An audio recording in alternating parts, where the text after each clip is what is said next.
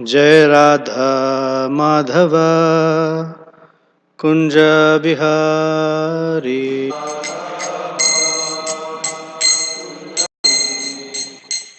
गोपी जना Vallabh गिरिवरधा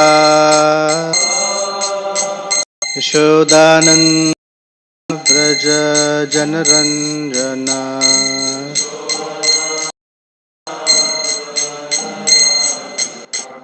यमुनातिरावनचारि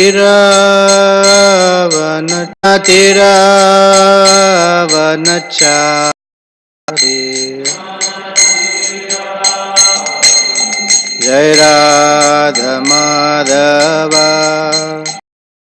Vihari.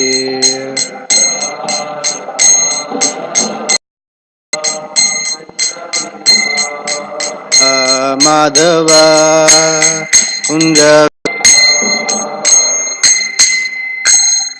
Shri Srimad. His Divine Grace is Narayaswatim Vyasam Nityam Bhagavata Sevaya Bhaktir Bhavati Naishtiki Sudevaya Devasudaya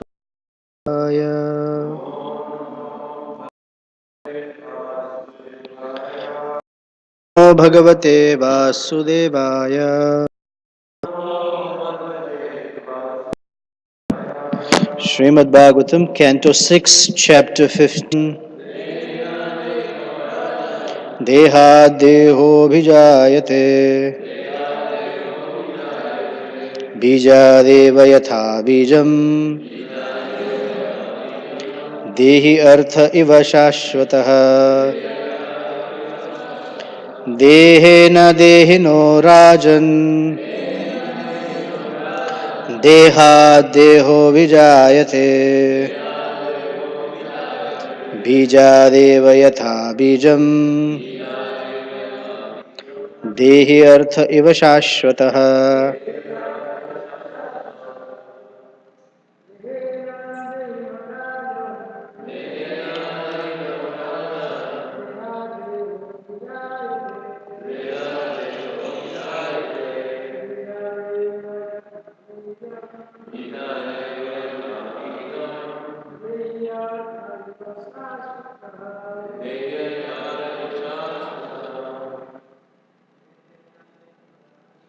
Dehena Dehino Rajan Deha Deho Vijayate Bijadeva Yatha Bijam Dehi Artha Iva Shashvatah.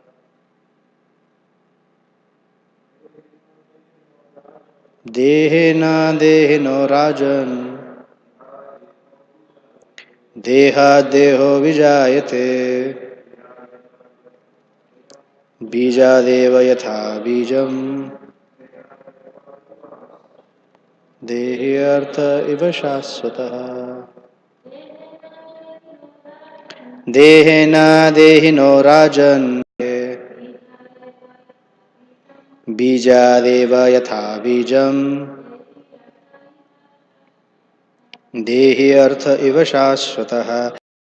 Dehena by the body, Dehinaha of the father, possessing a material body, Rajan, O king, of the mother, Deha, another body, Abhijayate,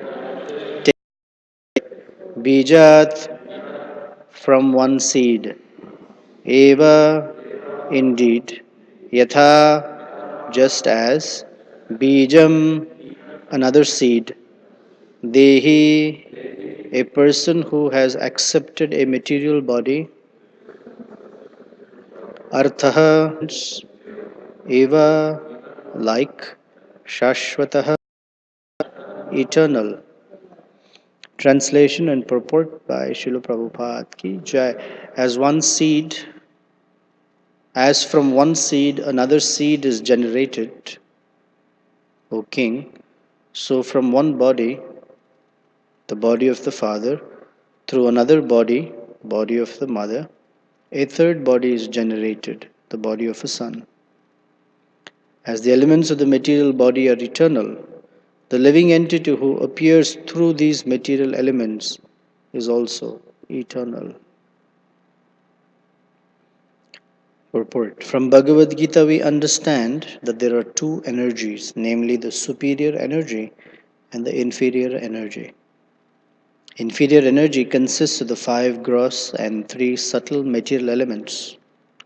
The living entity who represents the superior energy appears in different types of bodies through these elements by the manipulation or supervision of the material energy. Actually, both the material and spiritual energies, matter and spirit, exist eternally as potencies of the Supreme Personality of Godhead. The potent entity is the Supreme Person.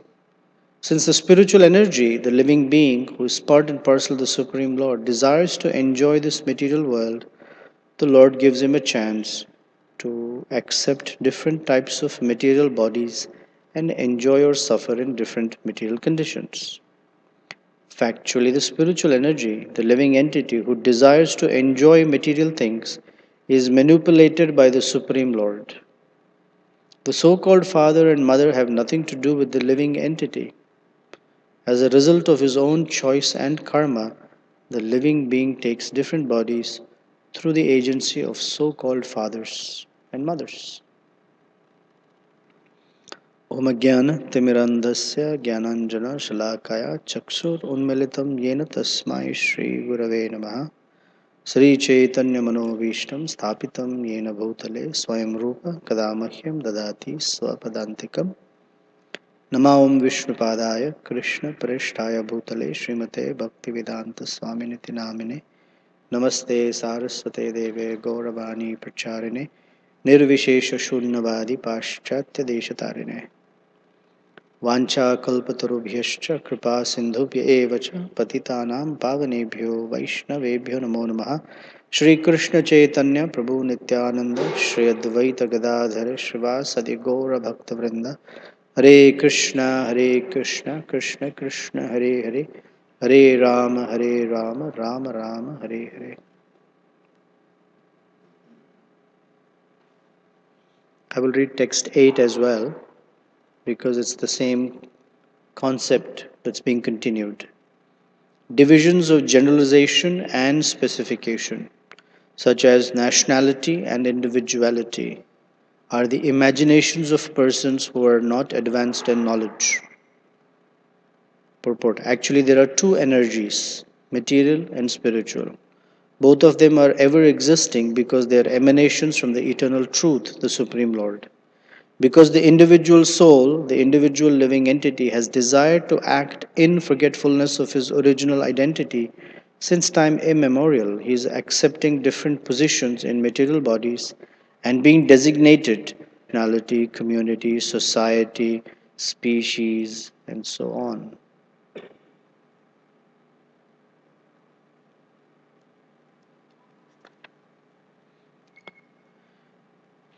So King Chitraketu is being instructed by Narada Muni and Angira Muni.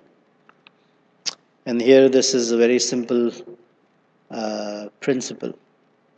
Simple, yet profound enough that it is often missed or not understood even by us like practicing spiritualists.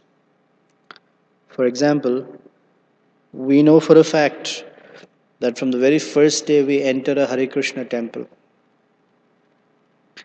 and anyone who hears Prabhupada's classes or anything, we meet people, the first lesson we talk about is we're not this body. And that is something we recite again and again, we speak again and again. We tell others very much we are not this body. But when it comes to our own selves, it's so easy to forget. We are not this body. But we behave, think, act, the whole thing as if we are these bodies. So it's simple, yet not so easy to understand. Now we may understand that, okay, at least theoretically we say, okay, I'm not this body. And when we are asked, how do you know this?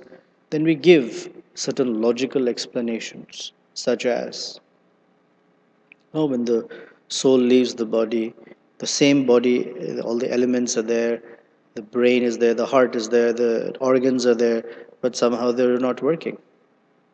So we say that something is missing, or we say the person has left, such and such person passed away. But if that's the body, then who? Body is still there. So we say life force. Oh, very good. What is life force? So the Vedas describe Atma, the conscious entity that is inhabiting a particular body. And as long as the soul is there, the body is animating. All the organs are working, etc.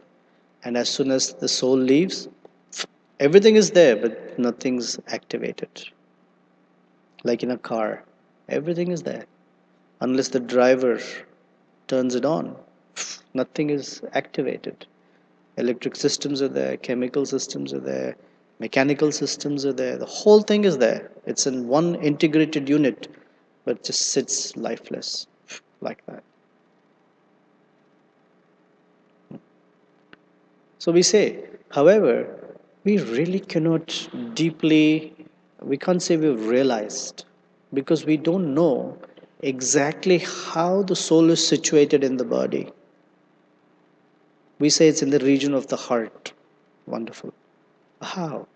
How does something spiritual be confined within a material encasing when spirit is not confined by body, by space or time? It's very difficult.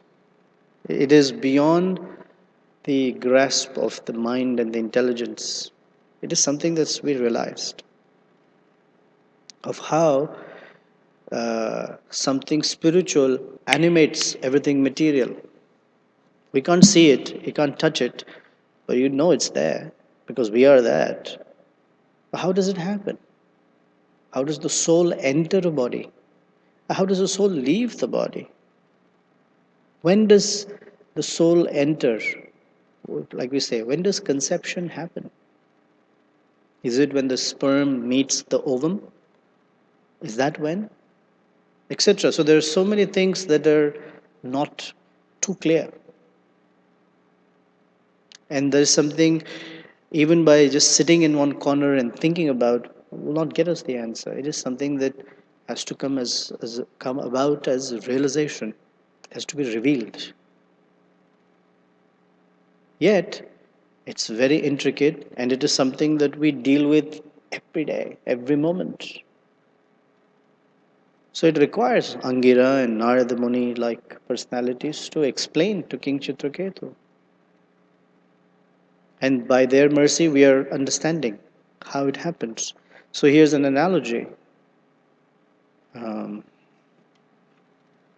Bijad yatha bijam dehi artha iva shashvatah. If you see a seed, let's say an apple seed, you sow that apple seed, it comes into an apple tree, and in that apple tree there are many apples, and each apple has seeds. And each of these seeds has a potential apple tree within which are millions and millions and billions of apple seeds. Fantastic. How that is possible. We often talk about this story.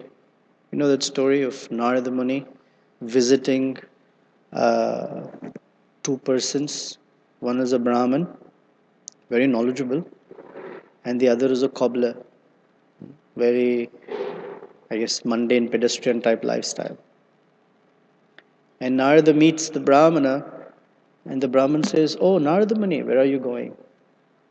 "Oh, I'm on my way to Vaikuntha to meet Lord Narayana." "Oh, how wonderful. Please convey my obeisances. And could you please ask him if this will be my last life? Narada said, sure, why not? I will convey the message. Then he meets the cobbler. And the cobbler receives him nicely and says, oh, Narada Muni, you're always traveling around the universe. Where are you headed to? Oh, I'm going to Vaikuntha to see Lord Narayana. Oh, how nice. Could you please offer my obeisances and ask him if this is my last life in this world? Yes, I will. So when Narada Muni meets Lord Narayana, he says, two of your devotees, uh, they've conveyed their obeisances and they seem to have the similar question. Is this their last life? And Lord Narayana said, for the cobbler it is, for the Brahman, no. So it was a little perplexing. And Lord Narayana knew what was going on in Narada. He said, well, I'll show it to you. When you go back and you convey this message, they will ask you, and you please let them know that I was threading a needle, threading the eye of a needle in an elephant. I was trying to pass an elephant through the eye of a needle. He said, okay, I will say that. He comes back to the Brahman. The Brahman says, oh, Narada Muni, you've returned. Please tell me, is this my last life? So Narada said, I'm sorry to be the carrier of bad news, or however you want to take it. Actually, no. Is that right? And why is that?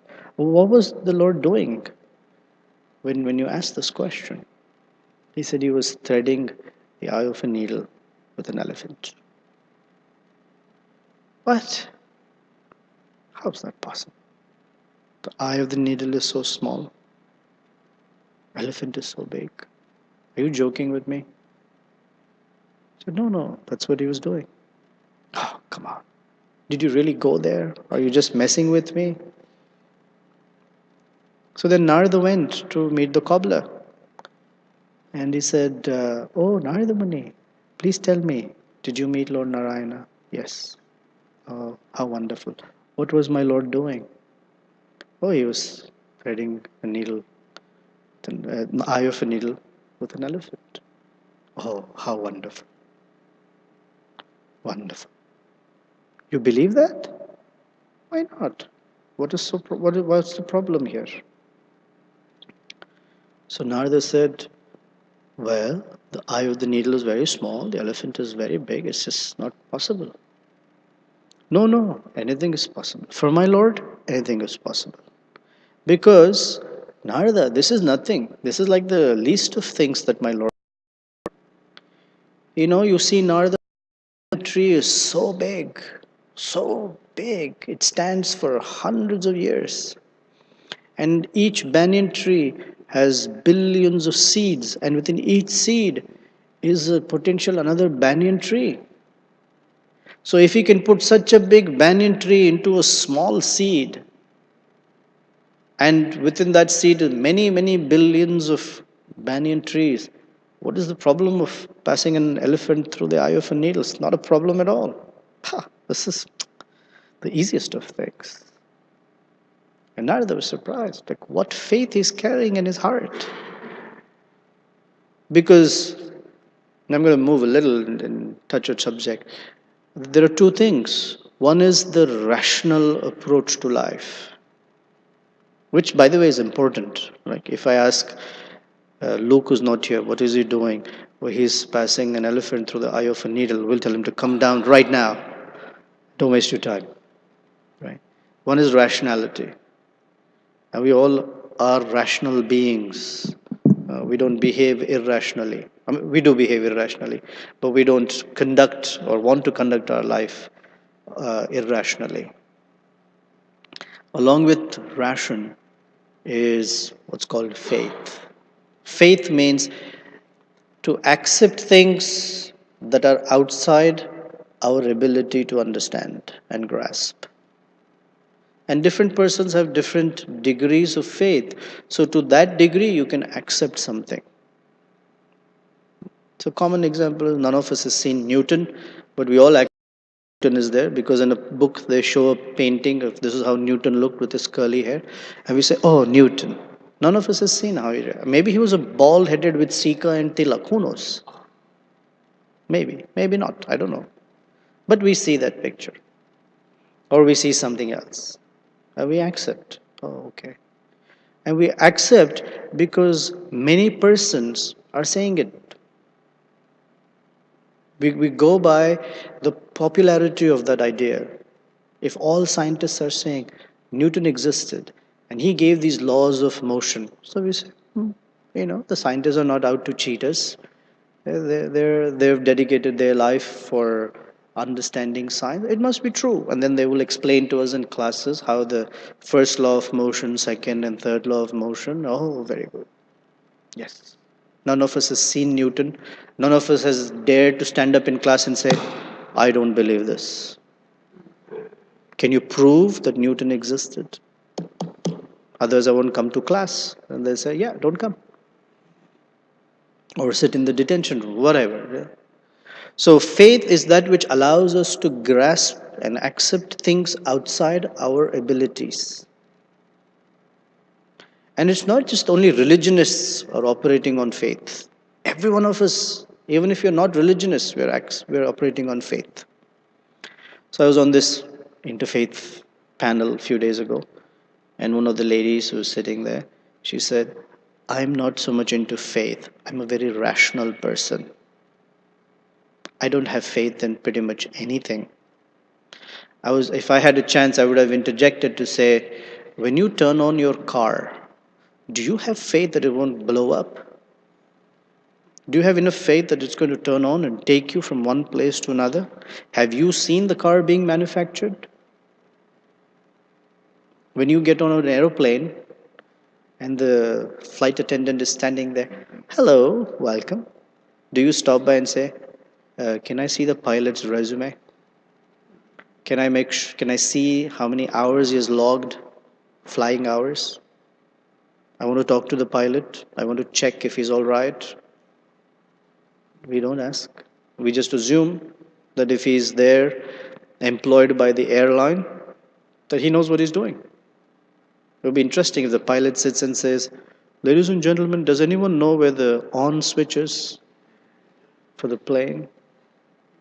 No, we just assume it. We accept. It's faith.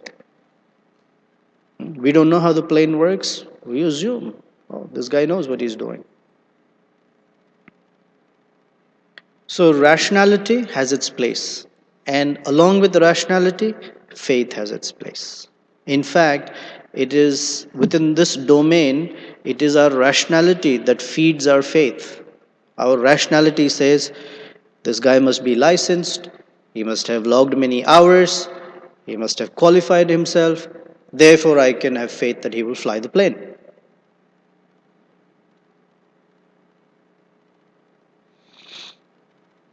When it comes to faith in subject matters where the concept of soul, because it is not matter, it's not material, there are very few persons who know the existence of soul. And when they speak, we say, what? How many people think like that? You must be funny people. What you're talking about, soul and God and things outside our experience. And what are you talking about? Then when we allow our faith to grow from that rationality that says, look at their lives, how they've dedicated their lives to austerity, cleanliness, meditation, eating very simply, hours and hours and hours of meditation and study. And character is flawless. Can we say that all scientists' character is flawless? No. But can we say all the sages' character is flawless? Of course. And so that gives that rational approach helps faith to develop. Because we hear so much about Srila Prabhupada and his activities in his life that give us the faith. What he's saying must be valid. He knows something that we don't know. Or even he knows a lot that we don't know. And therefore we read Prabhupada's books and we say, okay. Because Srila Prabhupada, at the age of 70, writing books and coming, so we look and say, oh, this person really means that he wants to benefit others. But if we don't know anything about the person, then we can't accept. Once Srila Prabhupada was asked, Swamiji, um, something, one reporter asked him a question, and then he didn't give a straight answer.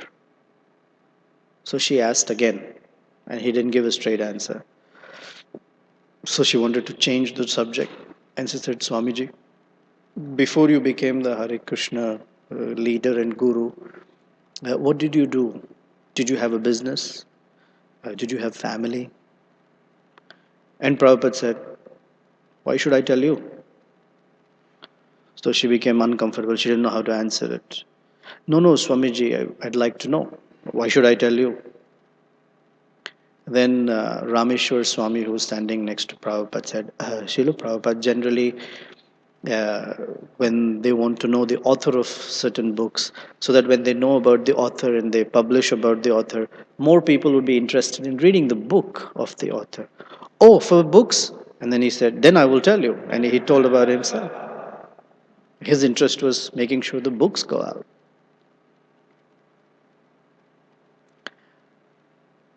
We consider rationality on the basis of popular thought. What everyone else thinks, we say, oh, that must be right, because everyone else is thinking like that. And we say, hey, I have a particular opinion. Let me see if others have. If others say, no, we don't have that, then we consider, am I wrong? Of course, for rational phenomena, material phenomena, that may be necessary. But just to say that what is popular is right is not right. So there's a story about popular thought. Prabhupada would call it vox populi, meaning that's the majority of the persons think like that. There was a grandfather and a grandson who had an old donkey, and the donkey was their means of transport. And one day they wanted to go from one place to another, so they considered, what's the best way to do this? Then they said, well, how about this? Both of us can ride the donkey. So when they went from one village to another, as they were passing by, the villagers in the next village said, oh my gosh, we are from People for Ethical Treatment of Animals. Peter, what are you doing? Two people on one old donkey? This is completely inhumane. Oh, we will publish you in newspaper. We will make sure that we put you on the blacklist of very inhuman treatment of animals. So they said, oh, this must be wrong. So the grandfather said, I will get down and I will walk. You can sit on the donkey. They went to the next village, and all the people in the next village, they were crying out, what is this? This is Kali Yuga.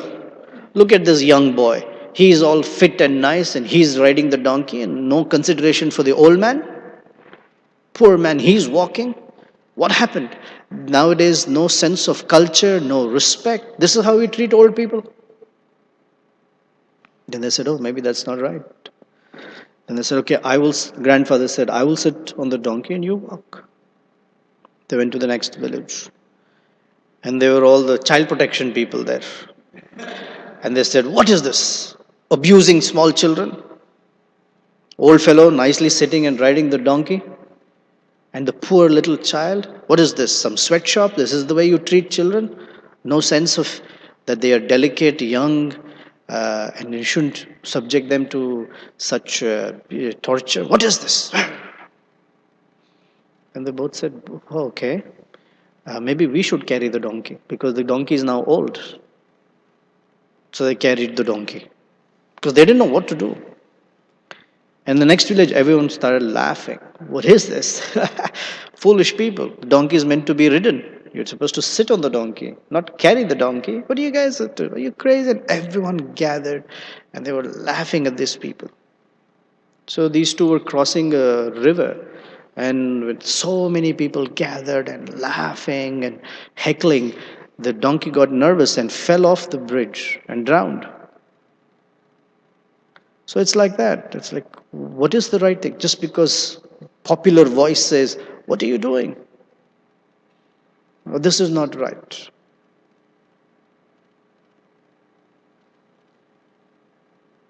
So it's described that ours is not popular voice, but ours is the voice of truth or integrity that comes from the disciplic succession. Without disciplic succession, even some knowledge that is very attractive and perhaps even right, we don't accept because we don't know. One can write many books on that subject, no doubt. In fact, the mind is fertile and one can write. But we cannot accept something as truth because it's logical and rational is not reason enough to accept. So, faith and reason or rationality have their places, but it's faith that carries one further. Reason and rationality have their limitations because not every person can have such rationality and reason, but every person has faith because faith is intrinsic to the soul. And it's important to cultivate that. Of course, if I were in a college environment, I would have said the same thing in a different way, but it's the same message.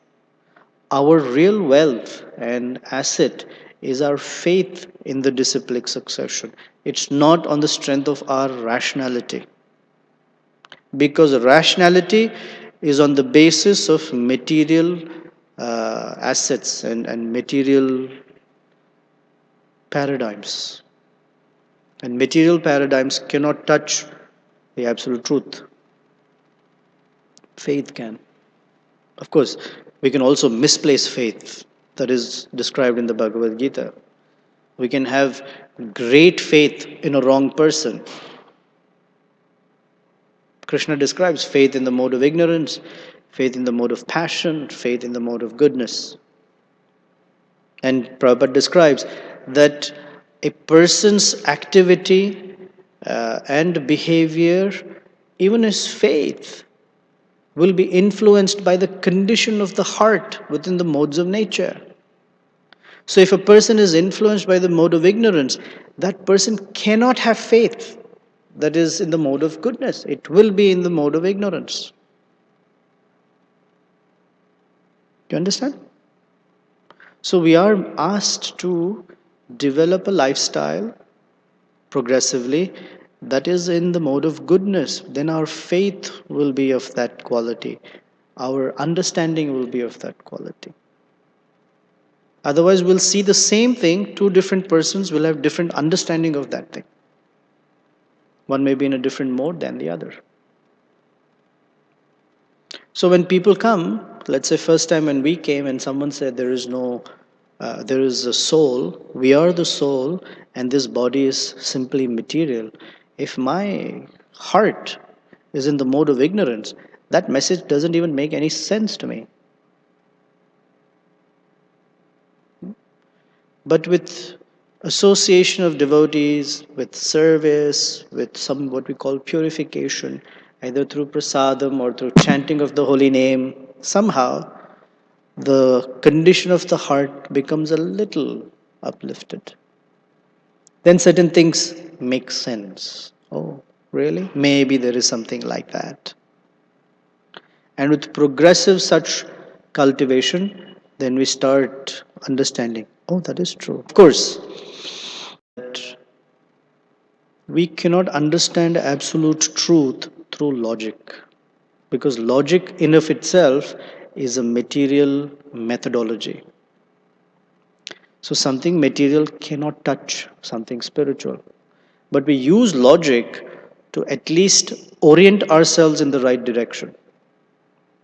And logic is not a tool for proof.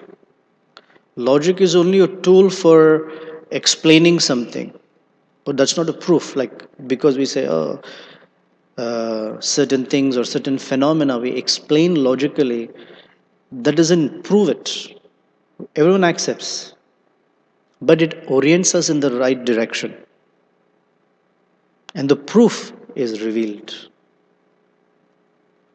So Shweta Shvatara Upanishad says, Yasya deve parabhakti yatha deve tatha gurau tasyete kathita hi arthan prakashante mahatmanaha.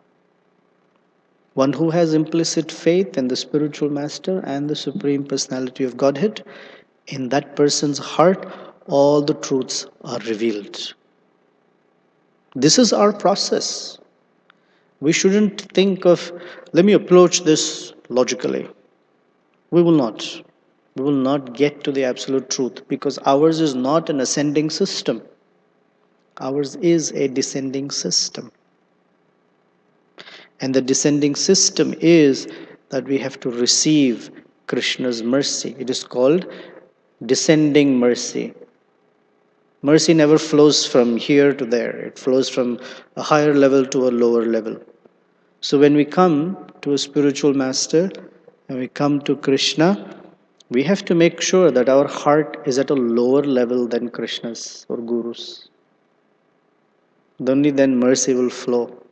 And that lower level is, my dear Krishna, please reveal to me. My dear Gurudev, please reveal to me. How? Please reveal to me these truths. Understand the soul. Labhya. They will not come to an understanding. Pravachanena labhya. And then there's a whole verse about you cannot get it by that way, this way, that way. It is to be through the mercy of Krishna. 10th canto, 14th chapter. Prasad Lesha Anugrahi. Prasad Lesa means just grahita, one who accepts even a little bit of your mercy in truth. Javam Bhagavan Mahimno. Your glory, your greatness can be understood. So our whole practice of Krishna consciousness, through our chanting, our hearing, our service, petitioning Krishna to give us His mercy. With His mercy, everything is clear. Without His mercy, nothing is clear. It is the truth is so alluding that it is right there, we cannot see it. It's right there. It's right there. Krishna is the Supreme Personality of God, is right there, but it is alluding. We can't say. We see stone, marble, statue, or the soul. We are the soul, but we can't understand. So it's this mercy that is the factor, that is the make or break thing. We get mercy, we make it. We don't get mercy, we don't make it. So King Chitraketu is receiving tons of mercy. That's the next few verses. Any thought? Or I'll continue. Krishnanam? What is realization? Very good question.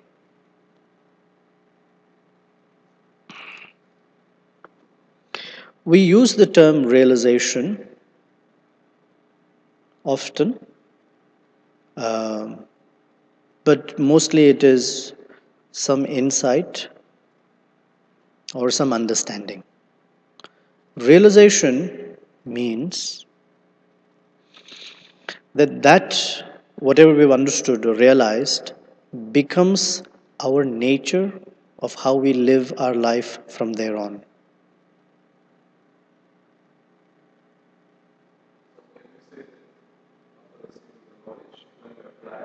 Correct.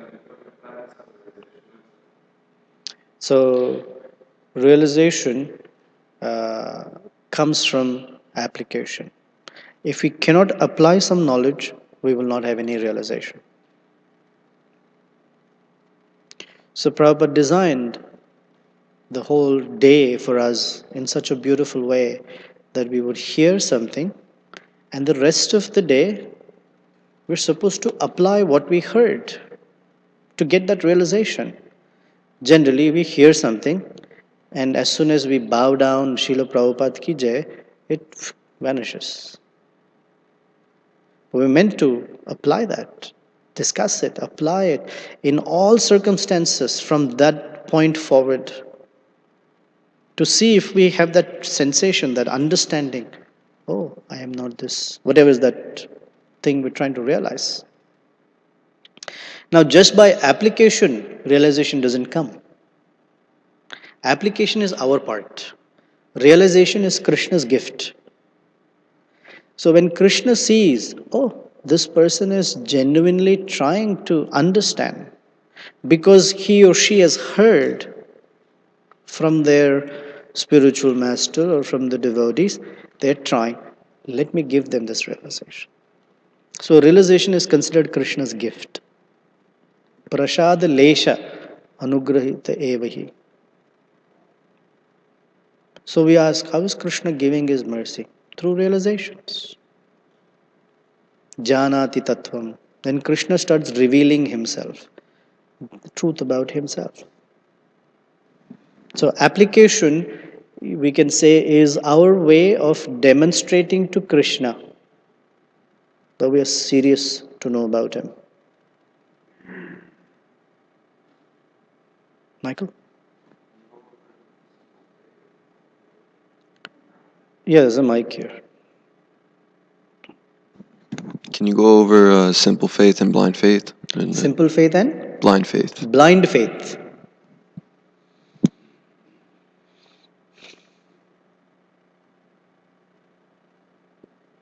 Is there place for blind faith? Answer is yes. Generally, what happens is people have blind faith before having what we call genuine faith. Blind faith has this negative connotation. Blind in the sense that it cannot see certain things. So sentimentalism or being sentimental is said, oh, you're sentimental on the basis of blind faith.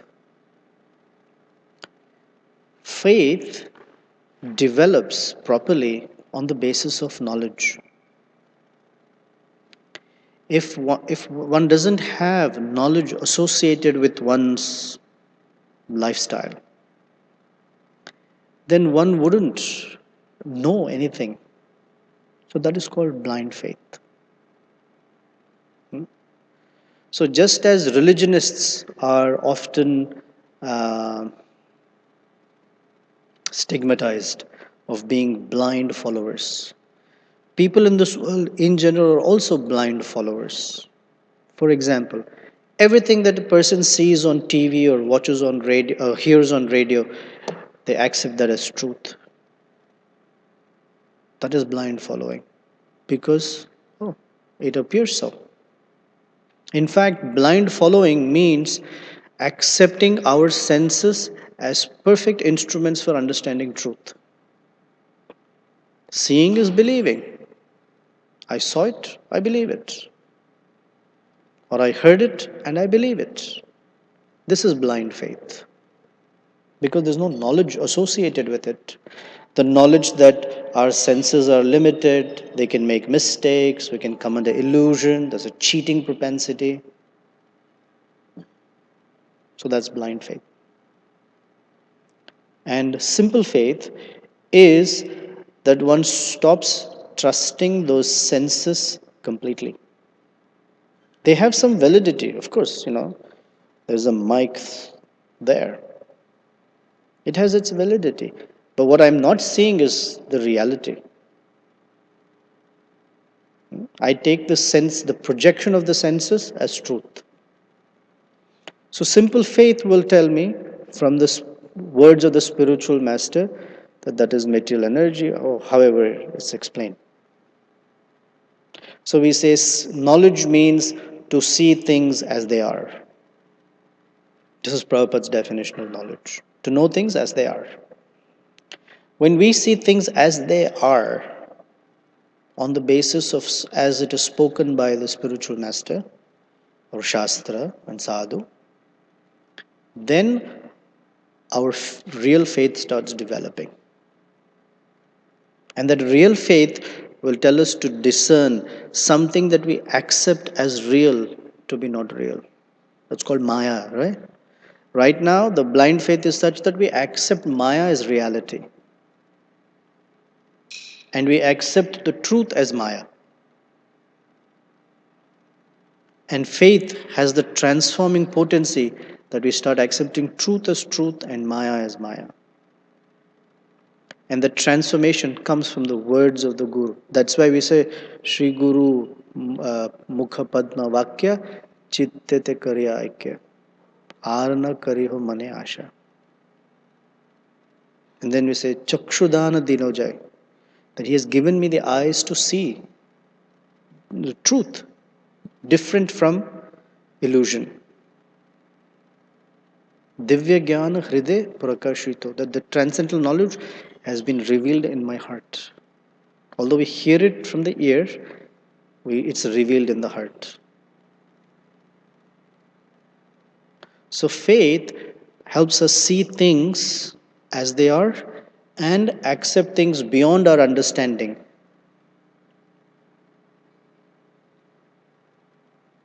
Okay? A simple exercise that's done for trust building or faith building is this. Two people stand facing in the same direction, one behind the other. And the person in front is asked to fall back. And the person in the back is supposed to hold them when they're falling. You'll see, not everyone can do it so easily. Because what if this person walks away, moves away, or they want me to drop? But once they start trusting the person, there is some faith that this person is not going to drop me. They have no problem falling back. That means we go beyond our limitation of what is our sense of truth. We can accept truths outside our abilities or our reach. Reach is a better word. Is that helpful? Then one enters the other realm, which is called implicit faith. Blind faith, active faith, and implicit faith. Implicit faith is given in the life, I think, instructions of Ramanujacharya and even in Bhagvatam. Spiritual master says, don't touch that. That's a rope. That's a snake. Now pick it up. It's a rope. I thought you said it's a snake. He can say anything and the disciple follows. Without, make up your mind. Is it a rope or a snake? Because I see it this way. Implicit faith is somewhere deep within our soul, and we're trying to awaken that implicit faith. And in Chaitanya Charitamrita, that implicit faith is described this way, right? Shraddha Shabde Vishwas Surdhrada Nishchaya Krishna Bhakti Kaile Sarva Karma Kritahaya. That implicit faith is that by which one has firm understanding that simply by serving Krishna, all other activities are perfected. That Krishna is the root of existence. Our faith now is distributed, a little of this and a little of that and a little of this and a little of that. Once in a while, something for Krishna as well. That implicit faith is very, very necessary. And that's what builds relationships. And we're trying to come to that level of implicit faith in our relationships. We're trying. It's not easy. Starting with our implicit faith in Krishna and Krishna's representative spiritual master. And from there flows faith in the rest.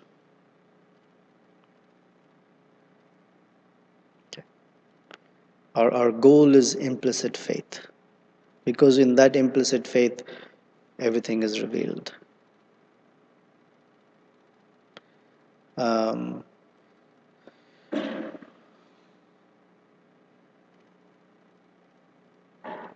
I'm thinking of a couple of pastimes to express that implicit faith.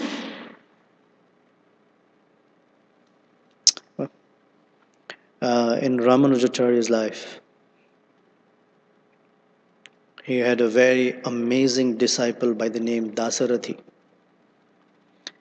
Dasarathi was such a scholar, such a scholar. He was like unparalleled. And once Dasarathi is there in the assembly, Ramanujacharya is speaking, and Mahapurna, who's another great devotee, his daughter comes by and says to Ramanujacharya, uh, I live far away with my in laws, and it's been very difficult for me because I have to do a lot of work. Every day I have to go gather water from the river or the pond, and I have to cook for everyone, and I have to take care of the whole household. And my in laws, they're a little uncooperative, they're also impersonalists, and I'm having some difficulty. So Ramanujacharya turned to Dasarathi, who's such like a Maha scholar. Like all the other disciples would offer their respects to Dasarathi. Turned to Dasarathi and said, get up and go with her, and every day you do the chores that she does, collecting water, cleaning the kitchen, cooking, all that stuff. Dasarathi didn't say, I'm a scholar, right? He said, yes. Dropped everything, walked with her. No packing, nothing. Just walked away with her. Went to her house, and every day would carry pots back and forth and clean the kitchen, cook, and as a very, very menial servant. And one day, some Mayavadis had come and they were sitting and discussing, and he was in the kitchen. They had their prasadam, and they were talking some topic. I was like severe Mayavad. Like, so Dasarathi had a mixing spoon in his hand, and when he heard that, he walked out of the kitchen, and he said two or three sentences and completely defeated their Mayavad argument. And they were like, "Who is this guy? Your cook is like this? Who is this person?" And so that lady said, his name is Dasarathi. They all stood up in respect. Oh, Dasarathi, we've heard your name. Please forgive us. And they became devotees. And then Ramanujacharya called him back. Now you come back. Come. So the story of Dasarathi's empowerment is when the Guru said, you get up and go. There was nothing like, what? Okay. Went with him. So we're trying to develop implicit faith. That's what it's far away perhaps, or close by, whatever, individually. But that implicit faith brings with it a flood of Krishna's mercy. Now we cannot act it or feign it. If we don't have it, we can't feign it. We can't say, yes, Gurudev, I have implicit faith. He will say, jump from the building. No, not that much. So wherever we have, that's where we operate from. But the goal should be clear. We want to develop that implicit faith.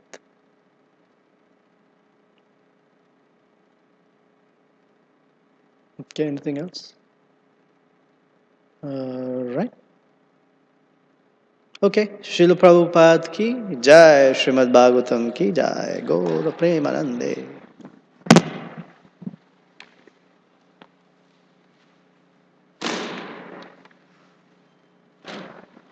Murari, I have some good news for you. Is what it is? Yes, that's what it is. It was in the inside of my coat pocket that I never wear because it's money I put somewhere so safely that I didn't wear it. So I told Radhanam this morning. Okay. Okay, so now the question is, did Mukunda get his 50? Mukunda? Radhanam, who? Got his. I'm not so sure about Mahamaduma. Okay. Okay, this is Raghunath's 50. I'll put it all back into the petty cash. Did you borrow my book? Okay, you gave this to Raghunath. Yes, I You did. gave I gave it back. You did. Raghunath. Yes. So Mahamaduma is what I have to give? Hmm? Mahamaduma is what I have to give? Yes. Okay. Thanks for the phone. Oh, you're welcome. Once in a while, I like to mix things up. You should know what that happened.